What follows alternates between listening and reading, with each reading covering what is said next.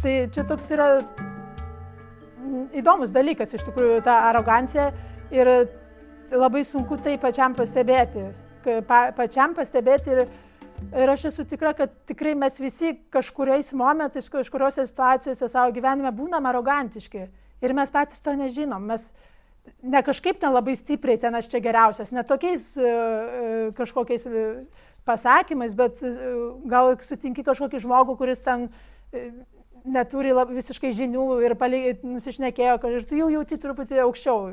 Jau čia yra arogancija, kad jautiesi truputį aukščiau.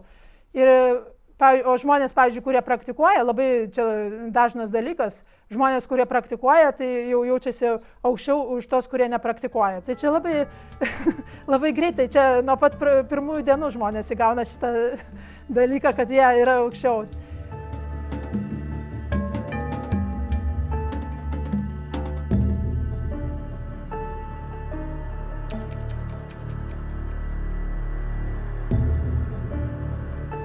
Galbūt jūs atpažįstate šitą bruožą savyje. Galbūt jūs jį matote kitose ir nesinori prisipažinti, kad tas bruožas yra ir manyje. Nesvarbu, kaip jisai pasireiškia jūsų gyvenime. Reikia jį pasižiūrėti ir pasižiūrėti, kas čia iš tikrųjų vyksta. Iš kur tas aš, kas ten nori vadovauti, kas ten siekia kažkokio tai pasiaukštinimu. Ar kas čia įsiskaudina, jeigu aplinkiniai nepripažįsta. Svarbiausias klausimas yra, kas aš esu. Ne tai, kad paskaityti knygoje, ką kiti rašo, bet pačiam įsiaiškinti, kas aš esu. Tas klausimas atveda į tokią vietą, kur nebėra nei žodžių, nebėra nei idėjų, yra tiesiog buvimas. Buvimas. Čia ir dabar. Būtis. Tyla. Ir toje tyloje nėra jokių pasiaukštinimų ir jokių pasižeminimų. Yra ramybė. Yra tai, ko visi ieško. Visi ieško laimės, visi ieško jaustis patogiai, jaustis gerai savyje, savoje aplinkoje, savam kūne. Bet kai mes šito ieškom, mes nežinom, kur to ieškoti, todėl ir bandom pakeisti aplinką, pakeisti kitus, kažkaip tai atkreipti dėmesį į save, nes nuo to priklauso mūsų gerumas. Mums reikalingas tas priėmimas, ta kitų meilė, kitų pripažinimas.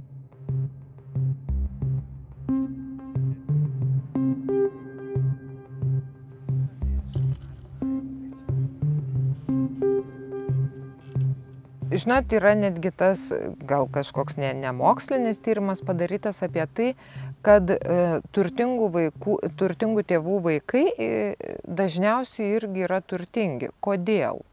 Tu gali sakyti, nes paveldėjo, ne? Ne, jeigu juos išleidžia, davė 1000 eurų, sako, dabar viskas su 18 metų, eik vaikė. Ir jie iš to 1000 padaro 10 ir 100 tūkstančių ir milijonus. Kodėl? Nes jie neturi nesėkmės patirties. Jie nesuvokia, kad jiem gali nepavykti. Suprantat, koks stiprus protas ir įsitikinimas. Bet didžioji dalis žmonių tai galvoja kaip kažką pradėdami. O jeigu nepavyks? Ir tada jie eina iš baimės. O šitie eina iš drąsos. Ta prasme, negali nepavykti. Negali, tiesiog. Aš neturiu tokios patirties. Aš visą gyvenimą viską gavau, kaip dabar negausiu. Ir tas duoda labai gerą impulsą pradžiai ir visam keliui. Ne? Visai nebejoti ir kada tai nueinama jau į aroganciją, kai žmogus visai niekuo nebejoja, to, ko jis nori, tą, ką jis žino, jokios abejonės. Žinot, kai kartais klientai sako, aš noriu labiau pasitikėti savim, noriu pasitikėti 100% savim. Savim pasitikė 100%, tik tai visiškas kvailys. Ta prasme, tu negali pasitikėti 100% savim, jeigu tu niekuo nebejoji, o dar jeigu tas, bet visi kiti tai durneliai aplinkui, Nu, sveikinu, va čia jau reikėtų į veidrodį pasižiūrėti.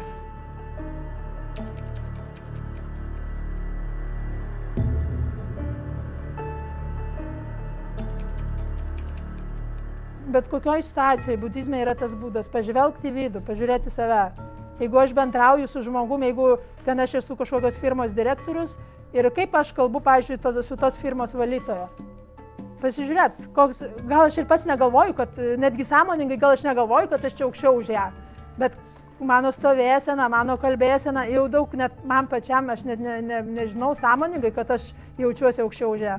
Bet mano viduje kažkas jau jaučiasi, kad aš esu aukščiau už ją. Tai tokių dalykų mes visi turim ir tiesiog reikia stebėti tokiuose situacijose save, stebėti, kad kaip pasireiškia tas ir tada, jeigu pamatai, jeigu tu jau pamatai tą aroganciją, tai jau tada lengviau jau išeiti iš to.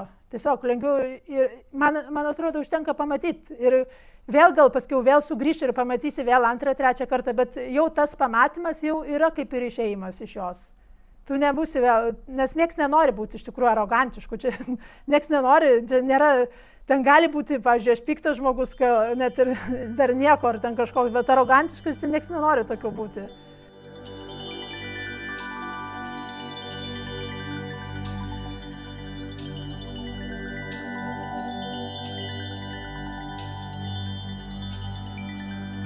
Kai užduodam tą klausimą, kas aš esu, pirmiausia iškyla etiketės, pavadinimai. Aš Ilona, aš moteris, aš žmona, aš dukra ir visokios tapatybės, visokie bruožai, vaizdiniai, įsitikinimai, mintys, jausmai. Bet kai giliau pasižiūri, ar tu esi vaizdinys, paveiksliukas, mintis, ar pojūtis, ar tu visą tai matai? Nes jeigu tu tai matai, tai nėra tu, tai nėra kas tu esi, tu tai matai, kaip va, matai ranką.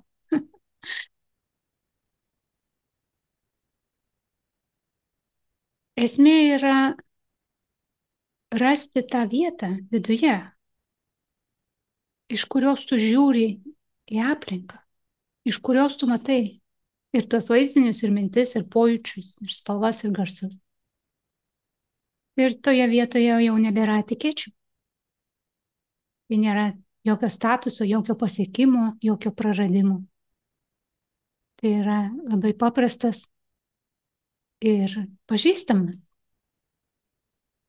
dalykas, nes tai visą laiką yra čia ir dabar, niekur kitur. Už tų visų minčių, už tų pojūčių, už tų norų ir siekių yra būtis.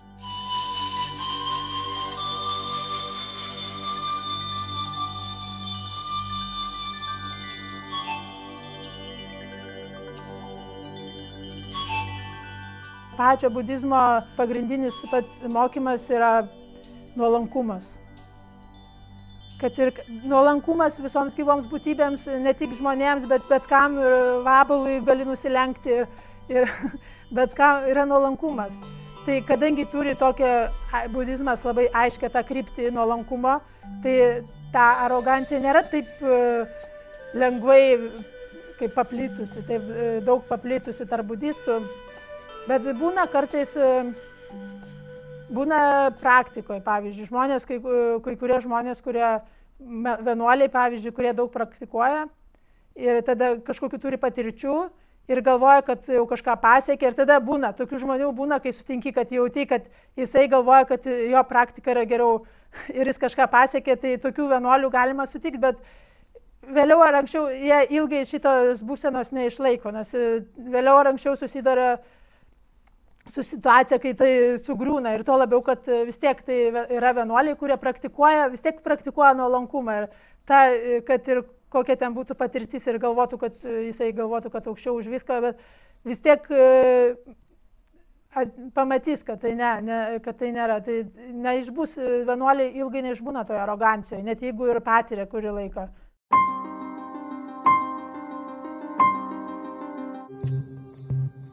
Pats protas savaime suprantat kaip mašina. ar mašina savaime yra gerai ar blogai? Kur tu su ją važiuosi? Geresnis pavyzdys apie peilį. Su peiliu gali papjauti. Ir žmogų, ir gyvūną. Su peiliu gali atsipjauti duonos. Gali išgyventi turėdamas peilį. Tai nėra pats savaime mūsų protas kaip peilis. Jis gali mus papjauti, o gali mus maitinti. Ne? Ir va šiuo atveju apie tą kalbant pasitikėjimą savim, aš savim abejoju ir atsiremiu į faktus, kurie man sako, kad viskas su manim yra gerai. Iš kitos pusės, jeigu aš visai neabejoju ir mano protas va toks, kur taip su manim yra viskas gerai ir aš einu per pasaulį, taip kaip neklystantis. Nu, bet trūksta, kad tik vandeniu eiti pradėčiau. Ne? Tada jau tas protas, man tai kaip ir gerai, nes aš nesuprantu, čia kaip tas bajeris, žinot, durnas nežino, kad jis durnas. Prasme, jam gerai, kitiems sunkiau. Tai čia lygiai tas pats, arogantiškam tai neblogai. Bet kai pradeda po truputėlį skanuoti, aplinką savo sako, aš draugų neturiu. Kažin, kodėl aš draugų neturiu. Per šitai labai dažnai pradeda suvokti tą savo visažiniškumą. Tokį. Ir kartais tikrai žmonės labai pasikeičia. Per tai, kad aplink juos nėra artimų žmonių. Iš kitos pusės pati arogancija kaip savybė gali būti ir narcisizmo, ir psichopatijos požymis. Tokia labai plati gal ta savybė.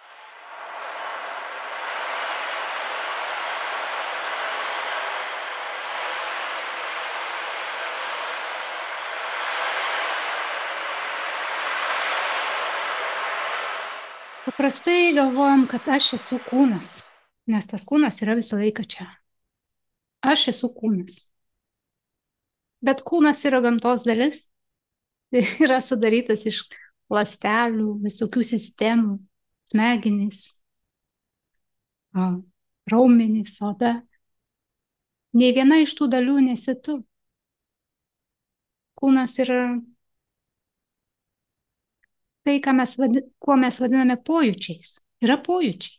Ar atsimerkus, ar užsimerkus, jaučiasi pojūčiai. Ir dabar pasakyti, kad aš esu kūnas, aš paklausiau, kuris pojūtis? Čia galvoj? Čia kažkur, kuris pojūtis yra tas aš?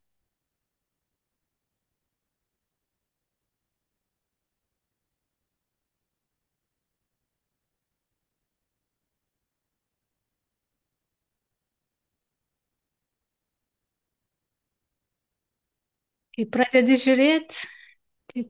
žiūrėti, atsiveria visai kitas vaizdas. Aš nesu pasaulio kūrėja, nesu ta, kuri komanduoja gyvenimui, ar Dievui, ar gamtai, kaip elgtis, kas turi atsitikti. Aš esu tai, kas vyksta. Šitas kūnas yra, kas vyksta, protas yra, kas vyksta. Mintys ateina ir praeina pačios. Taip atrodo, kad aš esu galvotojas. Bet kai pradedi žiūrėti, kur tas galvotojas, užduodi šitą klausimą, o kas galvoja? Ir stebi, kas ten šneka. Ar yra kažkoks šnekėtojas galvoje, kuris pasakoja? Ar yra tiesiog mintys, sekančios viena kitą, pačios ateina, pačios išeina. Ir viena iš tų minčių sako, čia mano protas, čia aš galvoju. Čia mano kūnas, čia aš ir mano gyvenimas. Bet kas tenai sako, kad yra kažkas mano? Kas tenai savininkas viso to?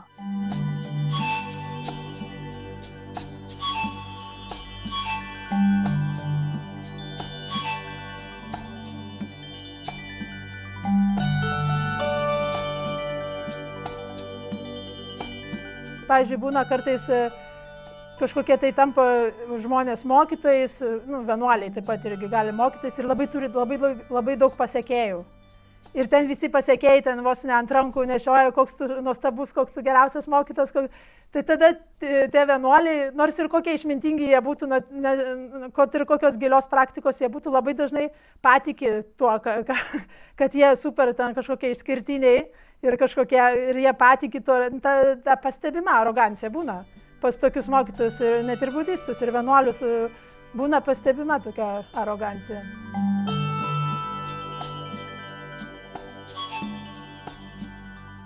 Gali paklausti, o koks savityros tikslas?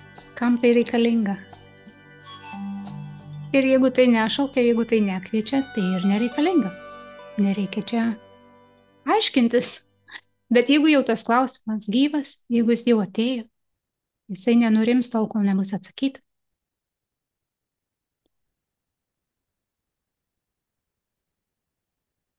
Visa esmė yra rasti ramybę. Rasti taiką savyje, nustot kariauti su to, kas vyksta, nes į tą karą su to, kas vyksta, eina labai daug energijos. Ir tai trukdo jaustis laisvai, trukdo jaustis patenkinti. Nes visą laiką atrodo, kad kažko trūksta, arba kažko per daug, kažkas patinka, kažkas nepatinka, kažkas turi būti kitaip. Ir iš mano bokšto, žiūrint gyvenimą, atrodo, kad aš turiu jį taisyti, nes jisai neveikia. Bet visą tai tiesiog trukdo būt savimi, trukdo atsipalaiduoti, trukdo gyvenimo džiaugsmui ir atvirumui. Mes, kai buvom maži vaikai, mums buvo pasakyta, tavo vardas toks ir dabar eik ir siek, eik ir kalk savo laimę, tu esi savo laimės kalvis, tu esi savo likimo kalvis. Tavo darbas yra tvarkyti savo gyvenimą taip, kaip tu nori. Niekas nesakė, kad gyvenimas vyksta pats, kad tu esi neatsiejama jo dalis ir kad tau nereikia gyvenimo taisyti. Jisai tiesiog vyksta. Bet kai mes buvom vaikai, mes išmokom tą puikavimąsi, puikybę, rungtyniavimą, lenktyniavimą, kas geresnis, kas gražesnis. Kam čia mokytoja daugiau šypsosi. Ir iš to buvo stiprinamas tas ego, kuris irgi yra gyvenimo dalis, nieko su tuo blogo nėra. Bet jeigu tas ego yra priimtas labai rimtai ir jisai turi visur nugalėti, arba jeigu jisai žemina kitus, tai nėra lengva su tuo gyventi.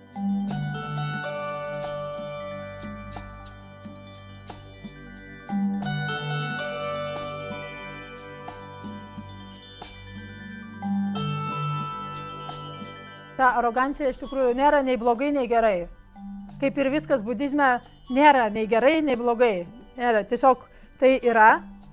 Bet kodėl tai iškyla? Tai iškyla todėl, kad mes turim neišmanimą. Tas yra neišmanimas apie šitą pasaulį, kaip čia taip galima paprastai pasakyti, neišmanimas apie pasaulį. Visų pirma, tai, kad mes esam visi tarpusavėje ir ne tik žmonės, bet viskas tarpusavėje yra labai susiję. Tai yra viskas susiję. Tu nesi vienas atskiras. Kažkoks tai atskira dalelė, kažkokia išskirtinė, atskira šioje visatoje, visiškai išskirtinė, ypatingoji kažkokia dalelė. Tu nesi toksai. Tu esi susijęs su visom ir koks tu esi dabar toks, labai daug kas įdėjo pastangų į tai, kad tu būtum toks, koks tu esi. Tai nėra tavo nuopelnai vien tik, kažkiek gal yra tavo nuopelnai, bet dauguma iš tikrųjų nėra net tavo nuopelnai. Tai buvo susiklosti, labai daug kas pastangų įdėjo ir ne tik žmonės įdėjo į tai pastangų. Tai visų pirma, žiūrėti iš tos pusės. Tai jeigu žiūri iš tos pusės, tai negalvoji, tada tikrai negalvoji, kad aš tik tai čia viską pasiekiau. O kitas dalykas, kad budizme dar yra tas mokymas, kad toks aš, kažkoks tai, koks tas konstruktas, kurį mes susikūrėm aš, tai irgi net nėra. Tai yra iliuzija. Toks aš, kaip mes galvojam, čia mano kūnas, mano mąstymas. Taip, kūnas yra, bet čia yra tik tai 4 elementai. Tai yra 4 elementai. Atėjo iš 4 elementų ir vėl išeis į 4 elementus ir viskas aplinkui taip yra. O mano mąstymas irgi net nėra mano. Tai tas aš, ką mes laikome aš, tai yra didžiausias mūsų neišmanimas. Tai dėl to, kad turime šitos neišmanimus, dėl to atsiranda toks dalykas kaip arogancija. Mes tiesiog nesuprantam nei iš to pasaulio, nei kaip viskas yra susiję ir nesuprantam dar kito dalyko, kaip viskas yra laikina.